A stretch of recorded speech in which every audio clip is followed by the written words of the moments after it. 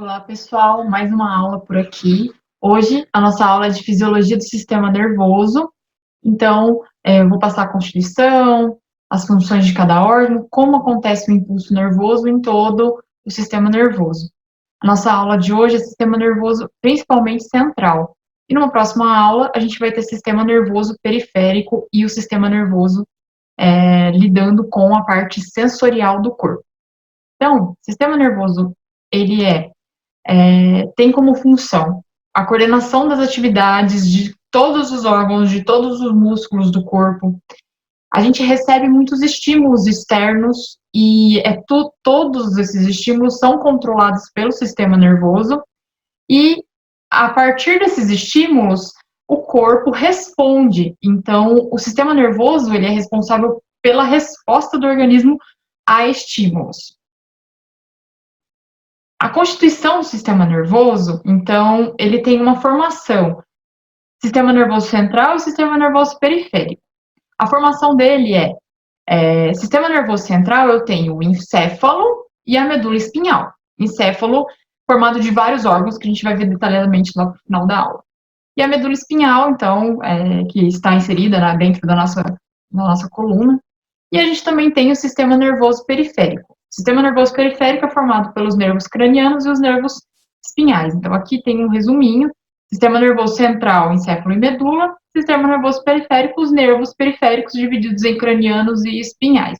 Isso aqui em anatomia a gente vê constantemente. Para isso, para eu dar aula de sistema nervoso, eu preciso recapitular o conteúdo de tecido nervoso. Tecido nervoso é constituído, principalmente de neurônios e células da glia ou neuróglias. Então, neurônios a gente vai um pouquinho hoje, mas as células da glia e as neuróglias é o que mantém o tecido nervoso. Então, é a parte da nutrição do tecido nervoso e algumas funções que essas células da glia exercem para o sistema nervoso. Mas quem é a unidade, que participa principalmente do sistema nervoso são os neurônios. Então, o neurônio é uma unidade básica estrutural e funcional do sistema nervoso e tem a função de receber, integrar, processar e transmitir informações. Então, quando eu tinha falado que o sistema nervoso ele tem a função de coordenar e controlar várias funções do nosso corpo, eu estava falando diretamente do neurônio. O neurônio ele recebe estímulos, ele traduz esses estímulos e entrega órgãos para responder esses estímulos. Então, o neurônio é a célula principal do tecido nervoso e é a célula principal do sistema nervoso. Então, os neurônios eles são divididos em três estruturas principais: os dendritos, o corpo celular e o axônio. Então, aqui é por onde vai acontecer o caminho do impulso nervoso, o caminho que vai passar o estímulo, o caminho que passa a informação elétrica que o sistema nervoso conduz. Então, dendrito, corpo celular e axônio é a parte do neurônio. Então, o que é o dendrito? Dendritos são ramificações que eles recebem estímulos. Então, é onde se inicia o estímulo nervoso. Então, começa lá dos dendritos, e aqui na foto é a parte que está acesa. Então, o estímulo, ele chega pelos dendritos. O corpo celular, então, dendrito, corpo celular, axônio. Corpo celular é a região onde vai ficar o núcleo do neurônio e toda a constituição celular dele. Então, mitocôndrias, complexo de Golgi, retículo endoplasmático, ribossomos, lisossomos ficam no corpo celular. Então, principalmente o núcleo, o que dá a característica para ela ser uma célula do sistema nervoso, ela fica, então, localizada, o núcleo fica localizado no corpo celular. A gente tem o axônio, então, dendrito, corpo celular, axônio. Axônio é a terminação do neurônio e é por onde vai ser transmitidos os impulsos nervosos para o próximo neurônio. Então, existe um caminho, que eu vou falar para vocês daqui a pouco sobre a condução, do impulso nervoso. O neurônio recebe pelo dendrito, passa pelo corpo celular e a terminação, então, o axônio termina o neurônio e se acopla ao próximo neurônio, onde vai acontecer os impulsos nervosos, as sinapses. Então, o axônio é a terminação do neurônio e ele se acopla a outros neurônios para haver sinapses, então, impulsos nervosos. Nesses neurônios, a gente tem um constituinte extremamente importante que fica no axônio que chama bainha de mielina. Então, a bainha de mielina é como se fosse um isolante. Então, a gente tem o fio metálico para a condução de energia elétrica, então, de uma casa, ele é composto por um isolante também, um isolante elétrico. Ele tem um fio de cobre dentro daquele fio da casa, enfim, da construção. Aquele fio de cobre vai conduzir a parte elétrica, né, da casa, e tem um isolante que passa ao redor daquele fio de cobre, que é um isolante preto, enfim, de plástico. Aí, essa bainha de emelina, ela tem uma constituição próxima, né? Ela é um isolante elétrico também, que fica no nosso axônio, que fica no nosso, vamos dizer assim, fio de cobre. Aí, quem que forma a bainha de mielina? São os oligodendrócitos no sistema nervoso central. Então, o sistema nervoso central tem uma célula da glia que chama oligodendrócito e age no sistema nervoso central. Já no sistema nervoso periférico, a bainha de mielina é formada por células de Schwann. Então, essas células de Schwann vão produzir, então, bainha de mielina no sistema nervoso periférico, ou seja, nos nervos. Essa bainha de mielina, ela torna mais eficaz a transmissão de impulsos nervosos. Essa camada de bainha, ela não é contínua, então ela é descontínua. Então, parece várias salsichas. Então, várias salsichas aqui no exemplo tem 3, né? Então, uma bainha, 2 e 3, e a interseção delas é chamado de nódulo de Ranvier. Mas a bainha de mielina, ela é uma camada descontínua e ela ajuda o impulso nervoso ser mais rápido. E ela tem uma composição semelhante à membrana plasmática das células. Ela é constituída de lipídios e proteínas, 30% proteínas, 70% lipídios. Então, é uma bainha de mielina, ela serve para isolar eletricamente o nosso axônio. E daí que eu falei do nódulo de Ranvier. O nódulo de Ranvier é o ponto de interseção entre as bainhas de mielina e é por onde acontece, são posições, são pontos onde não tem bainha de mielina e é por onde acontece a despolarização das membranas. Então, aqui vai ter vários íons ao redor. Então, o neurônio, ele tem o axônio e as bainhas que parecem salsichinhas ao redor dele. A bainha, ela serve como isolante. Então, o impulso nervoso, ele vai saltar de um nódulo ao outro. Então, aqui eu tenho vários nódulos e o impulso elétrico vai saltar de um nódulo para o outro até chegar no próximo neurônio. Então, o nódulo de Ranvier, ele é muito importante para que o impulso salte de um nódulo a outro. A gente tem vários tipos de neurônio. Então, de acordo com a função, a gente tem o sensorial, que ele está ligado com os órgãos dos sentidos, o motor, que estão ligados aos músculos e às glândulas, e o de associação, que é o que liga o sensorial e o motor. Então, geralmente, quando a gente sente algo, por exemplo, estava esquentando água para fazer um chá nesse friozinho, e daí eu encostei a mão na chaleira, sem querer. A ponta do meu dedo sentiu a chaleira quente, e logo de uma vez eu tirei o dedo. O que acontece? Tem alguns neurônios diferenciados que fez toda essa ação acontecer. O sensorial está na ponta do meu dedo, ele manda uma informação, e o motor, ele retira a minha mão. A gente vai ver mais para o final, né? Vai ver na aula de sistema periférico, tem um arco reflexo, mas, resumindo, é isso. Então, o sensorial é o tato, é o neurônio que fica no tato, e aí o motor é o que faz a gente tirar a mão depressa daquele local quente. A localização desses neurônios. Então, grande parte dos neurônios multipolares, que seriam os eferentes são os motores, ficam geralmente em músculos e estão ligados à medula. Neurônios bipolares são encontrados na retina e na mucosa olfatória. Bipolares são aqueles sensoriais dessa forma aqui. Então, eles são encontrados no bulbo olfatório e na retina, na nossa visão. E os neurônios pseudonipolares são encontrados nos gânglios espinhais.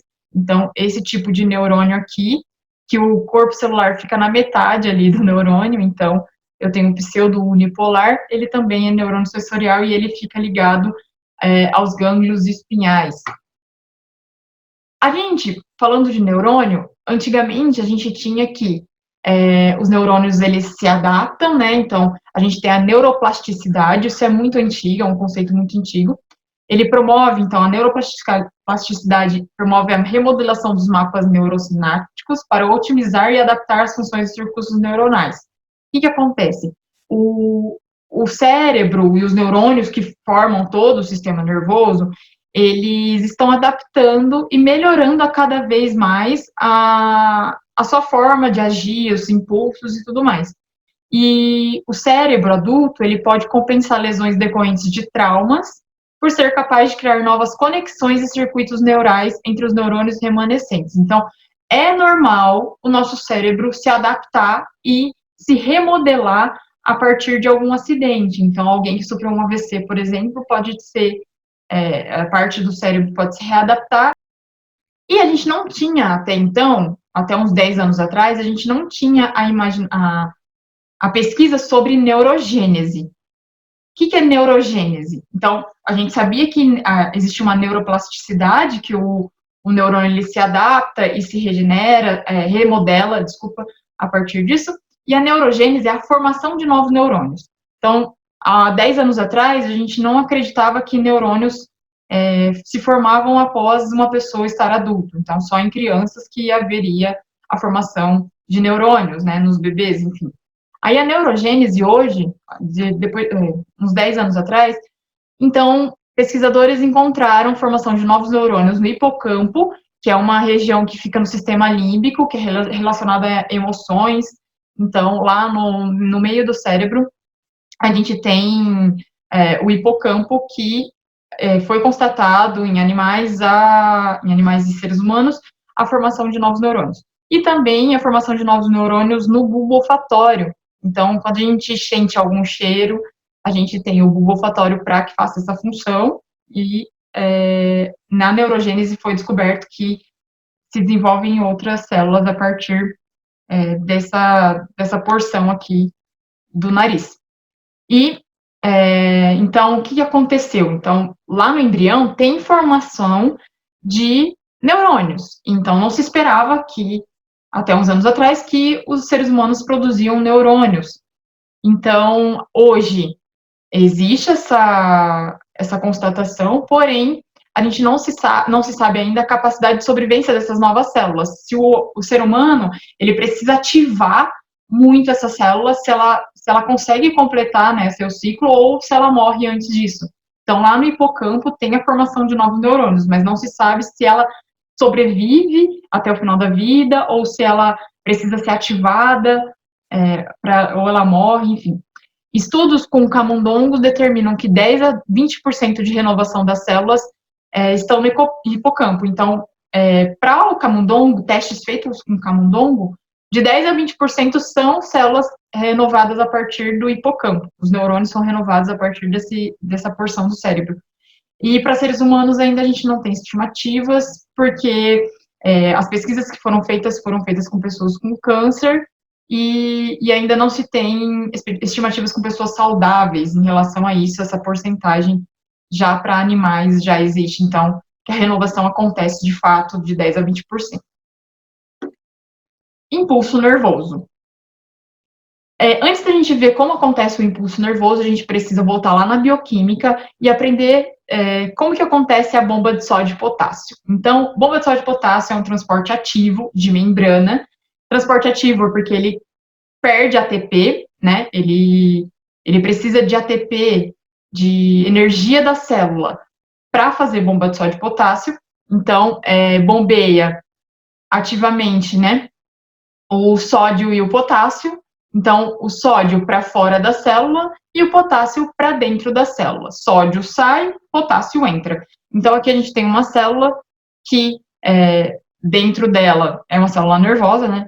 Que dentro dela vai bombear potássio e para fora dela vai bombear sódio. Então, as bolinhas amarelas são sódio, bolinhas vermelhas são potássio. Então, a cada 3 sódio bombeados para fora, apenas 2 potássios são bombeados para dentro.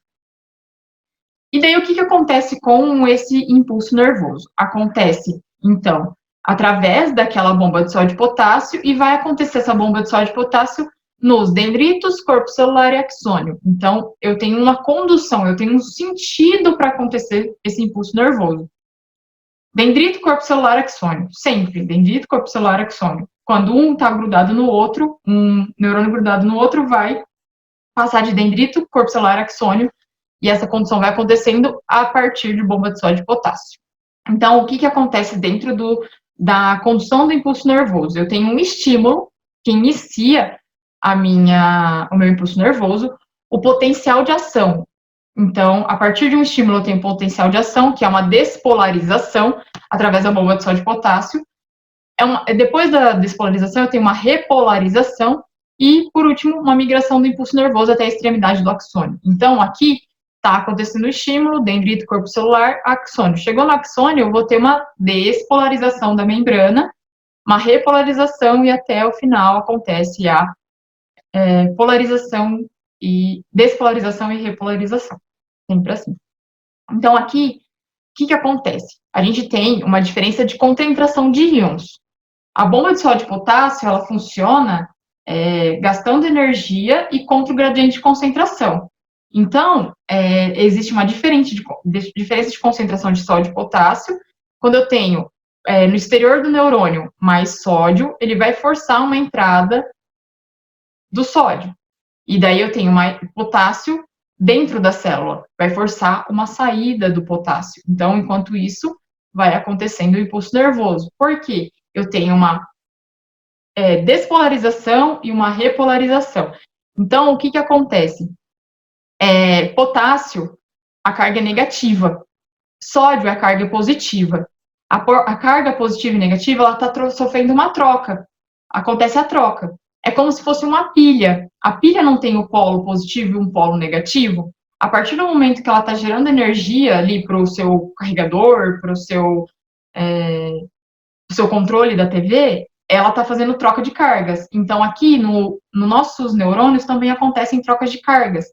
O sódio é positivo, o potássio é negativo. Então, ele está dentro da célula, o potássio, e ele é forçado para fora, e assim acontece a despolarização e repolarização da membrana do neurônio. Lembrando que tem um estímulo, aí ele passa de despolarização, repolarização e conduz todo o impulso nervoso por dentro do axônio. Então, para a gente entender um pouco, a gente precisa lembrar de alguns conceitos lá do ensino médio de física. Potencial de repouso. Então, durante o meu potencial de repouso, o neurônio não está ainda fazendo impulso nervoso. Então, eu tenho externamente a membrana é positivo. Eu tenho sódio para fora dela. Então, a membrana está positiva lá para fora. Dentro do axônio, eu tenho negativo. Aí que eu falei para vocês, vai trocar essas cargas. O sódio vai entrar, o potássio vai sair. Então, para fora da membrana, eu tenho uma carga positiva. A tendência é essa carga positiva entrar na célula. E interiormente eu tenho negativa. E a tendência é ela sair da célula. Então, o potencial de repouso é o início de tudo. A partir do repouso que vai se sofrer um estímulo e vai acontecer a ação. Então, há uma diferença de potencial de cerca de menos 70 milivolts no potencial de repouso. Aí, quando eu tenho uma estimulação, eu vou ter inversão da polarização retornando ao valor inicial. Então, eu tenho a despolarização e a repolarização. A membrana passa de menos 70 milivolts a 35, e depois, na repolarização, ela vai para menos 70. Então, isso é física, né? Aí eu vou tentar mostrar melhor aqui para vocês. Então, eu estou trocando os polos dentro do axônio. Então, eu tinha mais para fora, menos para dentro. Aí ele troca menos para fora, mais para dentro. Então, isso aqui é a despolarização. E depois dele passar por aqui, ele vai sofrer uma repolarização, que é mais para fora, menos para dentro. E isso, quem que está repolarizando, despolarizando na célula? É o sódio e potássio, através de bomba de sódio e potássio. Então, aqui, para resumir, então, eu tenho potencial de repouso a partir do momento que a célula não está em ação. Então, sofreu um estímulo, ela vai despolarizar e repolarizar. Isso em todo o axônio. Despolariza para repolarizar depois. E isso daqui é chamado de potencial de ação. Eu preciso de um potencial de repouso, porque a célula está em repouso, ela não está funcionando ainda. Então, o mais está para fora e o menos está para dentro. A partir do momento que esse axônio começa a sua ação, o impulso nervoso, ele vai despolarizar e repolarizar. Então, ele inverte a sua carga. O mais está para dentro e o menos está para fora. Repolarizando, o menos fica para dentro e o mais fica para fora. Então, são trocas de cargas. Sódio está para fora. Quando a bomba de sódio e potássio empurra o sódio para dentro, eu estou despolarizando. Quando a bomba de sódio e potássio empurra o sódio para fora, eu estou repolarizando. E aqui é em relação aos milivolts. Então, ação 1, eu tenho canais de sódio e potássio fechados, eu tenho um potencial de repouso. Então, aqui, potencial de repouso, aí eu tenho uma despolarização, eu tenho um aumento de milivolts. Vou lá no pico, repolarizo e entro em potencial de repouso. Excito, então tem uma parte excitatória, que é o estímulo que chega. Aí o neurônio ele chega até o pico e depois repolariza. E entra em potencial de repouso. Então, o potencial de repouso é o canal de sódio e potássio fechado, ninguém entra e ninguém sai. Aí, na despolarização, tem uma abertura dos canais de sódio. Na repolarização, fecha os canais de sódio e abre os canais de potássio. O potássio vai ser empurrado para fora. E depois, no regresso, eu tenho o potencial de repouso novamente. A gente tem tipos de condução elétrica nas células de neurônio. A gente tem uma condução contínua, onde eu não tenho bainha de mielina, então ela é mais lenta. Aqui no processo eu tenho esse exemplo aqui, eu vou abordar melhor para vocês. E eu tenho o tipo de condução saltatória, ocorre em neurônios que têm a bainha de mielina. Como eu tinha comentado com vocês antes, a bainha de mielina, ela forma como se fossem salsichinhas. E a interseção entre elas é chamada de nódulo de Ranvier. E o que o meu neurônio faz a partir disso? A polarização, despolarização e repolarização acontece entre nódulos de Ranvier. Então, acontece um impulso nervoso saltatório. Ele salta de um nódulo de Ranvier para o outro. Quando eu tenho uma bainha de mielina defeituosa, ou nem tenho ela, o que acontece? Esse impulso nervoso, ele é contínuo, então ele é mais lento. Então, por exemplo, aqui, quando eu tenho as salsichinhas, que é a bainha de mielina, a condução do impulso elétrico é comparado com um canguru e pode chegar a aproximadamente 400 km por hora. Quando eu não tenho uma bainha de mielina contínua ali, né, fazendo com que o impulso nervoso salte de uma interseção com a outra, eu tenho uma lesma que está caminhando continuamente de um ponto ao outro, né, dos axônios. Então, aproximadamente 4 km por hora que atinge esse impulso nervoso. Lembrando que a despolarização e a repolarização do neurônio ocorre nos nódulos de Ranvier. Então, sempre o sódio e o potássio estão, né, trocando de carga nesses nódulos, então, saltando de um nódulo para o outro. Então, aqui eu tenho vários íons para fora, né, do nódulo de Ranvier, então, porque é neste local que acontece a repolarização e a despolarização do neurônio, para acontecer o impulso nervoso. A direção do impulso nervoso, então, relembrando, chega um estímulo no dendrito, corpo celular, axônio, e vai para o próximo neurônio. Essa passagem no axônio, ela acontece através dos nódulos de Ranvier quando existe bainha de mielina. Então, é uma direção do impulso nervoso saltatório. E aqui eu tenho um exemplo de que um neurônio ligado ao outro forma uma rede. Então, nosso sistema nervoso, ele forma uma rede de neurônios, onde o caminho do impulso elétrico é dos dendritos, corpo celular, axônio, dendritos, corpo celular, axônio, dendritos, corpo celular, axônio, e assim sucessivamente, até chegar no seu ponto final, né? Provavelmente no cérebro, enfim. Tipos de sinapse. Então, a gente aprendeu que a sinapse precisa de um estímulo, então o neurônio sai do potencial de repouso e entra em potencial de ação através da despolarização e repolarização de sódio e potássio e finaliza transportando o impulso nervoso através dos nódulos de Ranvier e saltando de um nódulo para o outro. Os tipos de sinapse, eu tenho sinapse elétrica e sinapse química. Então, eu tenho aqui um neurônio que ele está se encerrando, então ele é um neurônio pré-sináptico, e um neurônio pós-sináptico, onde ele vai começar. Então, aqui eu tenho final, terminação de axônio, e aqui início de dendrito. Na elétrica, eu tenho passagem de impulso nervoso por junções comunicantes, junções GAP.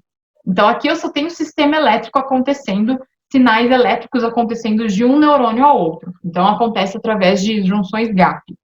Já na sinapse química, eu tenho um sinal químico que ocorre entre um neurônio para o outro. Então, do dendrito de um axônio de um para o dendrito do outro, eu tenho passagem de neurotransmissores, que são substâncias que vão ajudar na minha sinapse química. Então, a sinapse elétrica, ela geralmente acontece em células gliais e nos gânglios musculares. Não há neurotransmissores, então acontece a condução do impulso nervoso através das GAP. A GAP é formada por proteínas chamada conexina. Então, o dendrito de um se acopla ao axônio do outro através de junções GAP, proteínas chamadas conexina. E a sinapse elétrica acontece, então os íons passam, o potencial de ação continua e os íons passam de um para o outro neurônio. A sinapse química, então eu tenho impulsos transmitidos por meio de substâncias chamadas neurotransmissores. Aqui eu tenho 2 exemplos, então a passagem elétrica a partir de um neurotransmissor. Então, eu tenho condutividade elétrica, mas quem leva o estímulo é o neurotransmissor. Então, aqui eu tenho um axônio, o dendrito, e o axônio está mandando o neurotransmissor para o dendrito do outro neurônio, levando a transmissão elétrica para acontecer o estímulo, despolarização e repolarização da membrana. Neurotransmissores, a gente tem diversos tipos, então, vocês já devem ter ouvido falar da serotonina. Então, a serotonina é um neurotransmissor, todos eles são proteínas, e a serotonina, ela vê o lado bom das coisas, né, faz com que a gente tenha esse hábito de ver o lado bom das coisas, o otimismo, o efeito na sua vida, então, reduz mau hábitos, aumenta a capacidade de decisão. A melatonina, que é muito importante, então, ela melhora a qualidade do sono.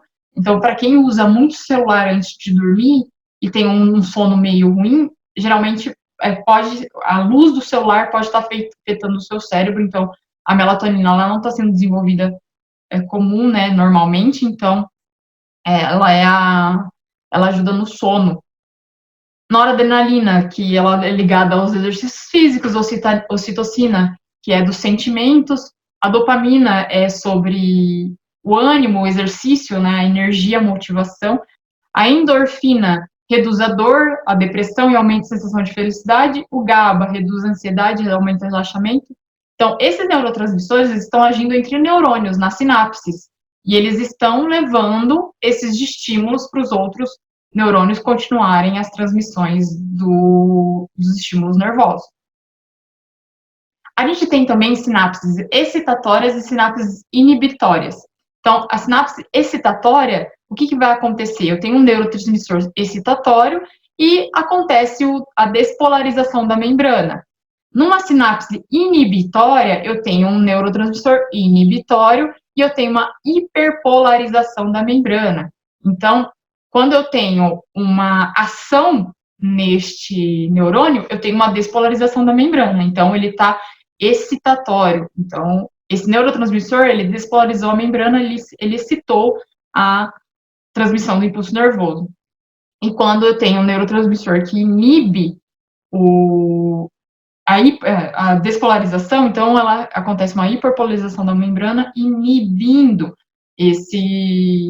essa transmissão do impulso nervoso. Então, aqui, resumindo, sinapse excitatória facilita o potencial de ação, sinapse inibitória dificulta o potencial de ação. E daí, sistema nervoso central, ele é formado de encéfalo mais a medula.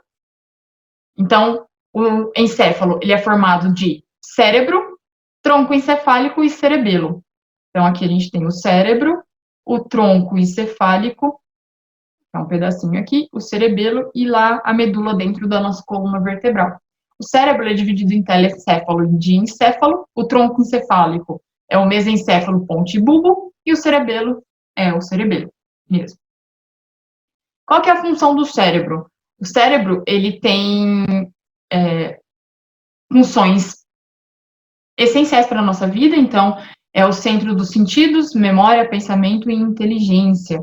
Então, todos os centros ali de inteligência e pensamento é ligado ao nosso cérebro. O tronco encefálico, ele recebe informações sensitivas, exerce o controle motor através de núcleos motores e sensitivos dos nervos cranianos. Então, ele é ligado aos nervos. Ele recebe informações sensitivas e responde através de controle motor. O tronco encefálico, ele contém circuitos que transmitem informações da medula espinhal, então ele também está ligado aos nervos e à medula. Ele é um sítio de controle de funções vitais, respiração, ciclo do sono, controle cardiovascular, e é uma haste que o cérebro e o cerebelo se apoiam. Então, é uma haste onde o cerebelo e o cérebro estão apoiados. O tronco encefálico é dividido em mesencéfalo, ponte, bulbo. Esse tronco, então, é suporte para o cérebro e para o cerebelo, e a medula está aqui no seu início. Então, o mesencéfalo, ele tem função da visão, da audição, ele tem responsabilidade pelo movimento dos olhos e o movimento do corpo.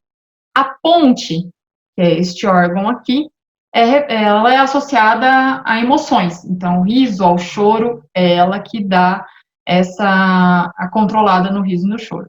O bulbo, ele controla a respiração, a digestão, batimentos cardíacos. Então, o bulbo, ele vai controlar essenciais movimentos, então, do coração, da digestão, da respiração, movimentos musculares essenciais para a nossa vida. O cerebelo, então, a última parte do encéfalo, o cerebelo, ele é responsável pela contração muscular e equilíbrio do corpo. Então, geralmente, se a gente vê em reportagem assim, a pessoa levou uma coronhada, então é um pau, um ferro bateu na cabeça da pessoa bem na nuca, e ela logo foi para o chão. Então, o que acontece? O cerebelo, ele controla o nosso equilíbrio do corpo, então a pessoa já cai no chão. E na frente do cerebelo eu tenho o tronco encefálico e mais precisamente o bulbo, então se atingir e através esse impacto for muito grande, eu posso atingir a região do bulbo e ter problemas, então, cardíacos e respiratórios, né, a partir de uma coronhada na cabeça. O encéfalo, ele é protegido por uma caixa craniana, então, o encéfalo com todos aqueles órgãos que eu falei ali, então, o cérebro, o tronco encefálico e o cerebelo, ele é protegido pela caixa craniana e revestido pelas meninges, então, eu tenho a dura mater, a aracnoide e a pia mater. Nessas meninges, que é a membrana que reveste todo o sistema nervoso, então, toda a parte do sistema nervoso central, então, a parte do encéfalo e medula é revestido pelas meninges. Dentro dessas meninges, eu tenho o líquido cefalorraquidiano, que fica entre as meninges e protege contra choques mecânicos. Então, ela é uma proteção natural do corpo para choque mecânico, acidente de carro e tudo mais. Então, geralmente a pessoa, pode acontecer, né, da pessoa sofrer um acidente e não ter nenhuma lesão na parte do sistema nervoso central. Então, quem protegeu foi a meninge a partir daquele choque mecânico que houve, quem protegeu foi a meninge. A gente também tem a inflamação da meninge, que é chamada meningite, e também tem várias consequências para o sistema nervoso central a partir de uma inflamação na meninge. E por último, a medula. Da medula partem os nervos, então ela tem como função a ramificação, então, do sistema nervoso central. A partir dela eu tenho nervos que se ramificam, e é por eles que ela se comunica com diversas áreas do corpo. É a partir dos nervos que a medula, que o sistema nervoso central, cérebro e todas as conduções centrais do corpo vão se ligar aos outros órgãos. É a partir dela que transmite essas informações. Então, as mensagens que acontecem é do corpo para a medula e vai para o encéfalo traduz os estímulos, vai para a medula e responde pelo corpo. Então, qualquer coisa que a gente for fazer, o corpo ele vai receber um estímulo, vai mandar para a medula e vai para o encéfalo. O encéfalo responde, volta para a medula e vai para o corpo a resposta. Tirando o arco reflexo, que o arco reflexo é um breve caminho disso aqui. Então, aqui é um caminho mais complexo que passa do encéfalo, medula, corpo, corpo, medula, encéfalo. Então, o arco reflexo a gente vai ver na próxima aula. Então, para relembrar, sistema nervoso central, ele é formado de encéfalo e medula, sistema nervoso periférico são os nervos periféricos, que são os raquidianos e os espinhais. A gente viu a sinapse, como ela acontece, ela pode ser química ou elétrica, e a química acontece ali com neurotransmissores, na parte das terminações, então, dendrito e axônio, né? E existem vários neurotransmissores, e para acontecer impulso nervoso, eu tenho o estado em repouso e o potencial de ação. O repouso, eu preciso de um estímulo para despolarizar a membrana e depois repolarizar. E isso é transportado através dos nódulos de Ranvier do neurônio. Eu tenho uma bainha de mielina, que é isolante, e ela ajuda que esse impulso nervoso seja mais rápido. Então, a nossa aula de hoje era isso. Muito obrigada e até mais.